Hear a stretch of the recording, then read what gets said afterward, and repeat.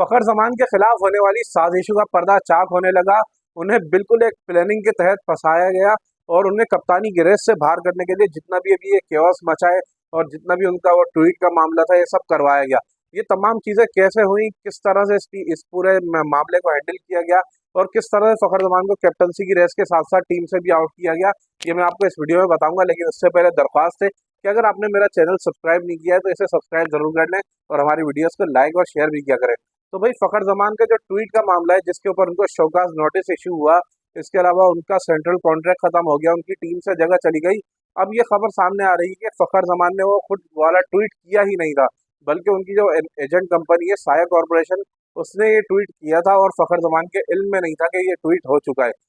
तो बाबर आजम के हक में जो ट्वीट था, हालांकि अगर आप उसको गौर से पढ़े तो ये नहीं था कि बाबर आजम को ड्रॉप करने पर उन्होंने पीसीबी पर तनकीद की, बल्कि जिस तरह उस टाइम पे सोशल मीडिया पर माहौल बना हुआ था कि बड़े खिलाड़ी को ड्रॉप किया जा रहा है, और उन्होंने फिर विराट कोहली से रिलेट करके ये ट्वीट किया कि भाई बाबर आजम भी विराट कोहली की तरह एक बड़ा खिलाड़ी है और उसके ऊपर भी 3 साल का बैड पैच आया, वहां पर इंडियन बोर्ड ने उसका बेंच नहीं किया, यहाँ पे पाकिस्तान में फौरन बातें शुरू हो गई। तो फ़खर ज़मान बेसिकली, अगर वो उनके अल्फाज थे भी, तो उन्होंने वहां पे कहीं पर पीसीबी को टारगेट नहीं किया था या मैनेजमेंट के फैसले को उन्होंने तनकीद का निशाना नहीं बनाया था, बल्कि उन्होंने एक जनरल बात की थी कि जिस तरह ड्रॉप करने की बातें हो रही हैं, इस तरह से जो है वो टीम में अफरा तफरी का माहौल पैदा होता है और हमें अपने प्लेयर को प्रोटेक्ट करना चाहिए। अब वो ट्वीट का मामला क्या था और किस तरह से वो सामने आई, तो भाई जो एजेंट कंपनी है, उसने ये ट्वीट इस बात को यकीनी बनाने के लिए किया कि फ़खर ज़मान जो वनडे और टी20 की कैप्टनसी के कैंडिडेट समझे जा रहे थे, उस वक्त उनका नाम चल रहा था, तो फ़खर ज़मान को बिल्कुल साइडलाइन कर दिया जाए और रिजवान जो उनके अपने ज़्यादा करीबी हैं, जो कैंडिडेट हैं और साया कॉरपोरेशन में उनके शेयर्स भी हैं कुछ, तो वो चाह रहे थे कि रिजवान यहाँ पे कप्तान बने। तो उन्होंने फ़खर ज़मान के अकाउंट से वो ट्वीट करवाया। बाबर आजम, चलो उनको तो जब ड्रॉप किया गया वो घर चले गए और फिर वापस आ गए, वनडे टी20 में उनको जगह भी मिल गई। लेकिन फ़खर ज़मान को वो ट्वीट करना उनको इतना महंगा पड़ा कि वो ना सिर्फ सेंट्रल कॉन्ट्रैक्ट से गए, बल्कि व्हाइट बॉल की दोनों टीमों से भी उनको बाहर निकाल दिया गया। हालांकि ये बात हम सब जानते हैं कि फ़खर ज़मान जिस पाए का खिलाड़ी है, उसकी वो वाहिद मैच विनर है हमारी टीम में। 350, 400, 450 रन जितने भी होते हैं, आप न्यूजीलैंड का वर्ल्ड कप वाला मैच उठाकर देखें, सिर्फ वाहिद फ़खर ज़मान ही था जिसकी इंटेंट ने, जिसकी उस इनिंग्स ने पूरा न्यूजीलैंड का जो बॉलिंग अटैक था उनको बिल्कुल ही ऐसा बना के रख दिया था जैसे पता नहीं कोई गली मोहल्ले के बॉलर बॉलिंग कर रहे हो। वहां पे बाबर आजम को भी हौसला मिला और उन्होंने भी रन किए। तो फ़खर ज़मान को एक वो उस साजिश के तहत यहाँ पे कैप्टनसी से साइडलाइन किया गया, फिर रिजवान को कप्तानी मिल गई। दूसरी बात मुझे डिस्कस करनी है कि ये जो अभी असद शफीक गए हैं ऑस्ट्रेलिया में टीम के साथ,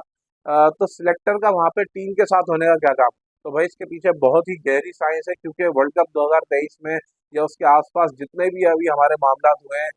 टीम में जो एक ही साया कॉरपोरेशन के जितने भी प्लेयर्स हैं वो रहे थे। चीफ सेलेक्टर हमारे इंजमाम उल हक भी उसी साया कॉरपोरेशन के आ गए थे। तो ये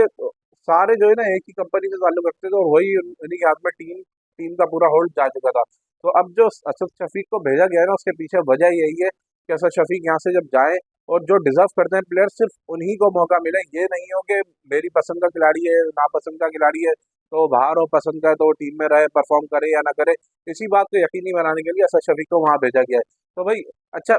ये जो ट्वीट था फ़खर ज़मान का, ये पीसीबी तक कैसे पहुंचा या किस तरह से इतना फौरी फौरी एक्शन हुआ कि फ़खर ज़मान को टीम से और स्क्वाड से ड्रॉप कर दिया गया, सेंट्रल कॉन्ट्रैक्ट से निकाल दिया गया? तो भाई इसका मेन रीजन जो था ना, वो ये फ़खर ज़मान ने कनेक्शन मीटिंग में, चैंपियंस कप का आपको याद होगा कि जब वो इख्तितामी मराइल में था, वहां पर एक कनेक्शन मीटिंग अरेंज की गई। वहां पर सबसे कहा गया कि खुलकर बात करो। तो फ़खर ज़मान ने चेयरमैन पीसीबी के सामने, जो डायरेक्टर इंटरनेशनल है पाकिस्तान क्रिकेट बोर्ड के, उस्मान वाला, उनके बारे में सब चीज सबके सामने जो भी चीजें थी वो सब खुल के बयान की कि भाई ये बंदा अ, हमारे नोटिस के इशू फंसा के रखता है, एनओसी के मामले फंस कर रहते हैं। इसके अलावा मुझे मतलब कैरेबियन प्रीमियर लीग से यहाँ पर 20 घंटे की फ्लाइट लेकर बुलाया गया, मैं यहाँ पर आया, फिटनेस टेस्ट हुआ, फिर उसके बाद सेंट्रल कॉन्ट्रैक्ट से भी निकाल दिया, टीम से भी निकाल दिया गया। लेकिन उन्होंने यही बोला कि भाई फ़खर ज़मान ने इनको प्रोफेशनलिज्म सिखाएं, क्योंकि जब बंदा कोई लीग खेलने जा रहा है तो वहां पर उसने पूरा एक कॉन्ट्रैक्ट किया हुआ होता है। अब 20 घंटे की फ्लाइट लेकर वापस आया और फायदा कुछ भी नहीं हुआ। तो इसके अलावा भी वो जो गुस्ताखी थी ना फ़खर ज़मान ने, जो चेयरमैन के सामने उस्मान वाला के सारे कच्चे छट्टे खोल के रखे, उसके बदले लिए गए। अब उस्मान वाला का साया कॉरपोरेशन से क्या ताल्लुक है, ये तो बाद में पता चल ही जाएगा और इंशाल्लाह बहुत जल्द पता चलेगा।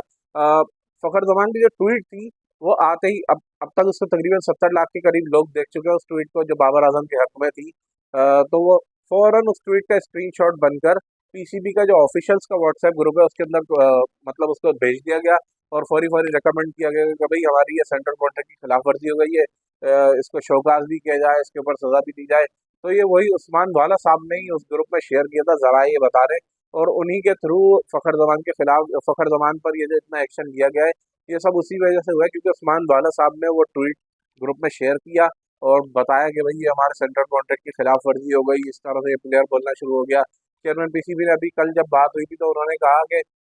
ये सिलेक्शन कमेटी का इख्तियार है, मैंने ना किसी प्लेयर को सिलेक्ट करने का बोला है, ना किसी को निकालने का बोला है। तो फखर जमान कब टीम में आएंगे ये आकिब जावेद और दीगर सिलेक्शन कमेटी के अरकान ही बता सकेंगे, लेकिन भाई सबको पता है पाकिस्तान क्रिकेट में क्या चलता है। और अभी जो फखर जमान को बाहर निकाला गया उसके पीछे यही वजह है कि उन्होंने डायरेक्टर इंटरनेशनल की गुस्ताखी कर दी थी। बाबर आजम तो टीम में वापस आ गए लेकिन फखर जमान को बेचारे को बली का बकरा बना दिया गया है। मेरी तरफ से अब तक के लिए इतना ही, अगली वीडियो में मुलाकात होगी। लाइक, शेयर और सब्सक्राइब जरूर करें।